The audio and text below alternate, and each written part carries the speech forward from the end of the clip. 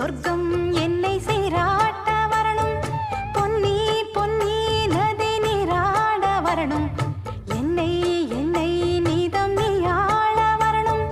பெண் மனசு காணாத இந்திர ஜாலத்தை அள்ளித்தர தானாக வந்துவிடு. என்னுயிரை தீயாக்கும் மன்மத பாணத்தை கண்டு கொஞ்சம் காப்பாற்றி தந்துவிடு. அன்பே ஓடி வா,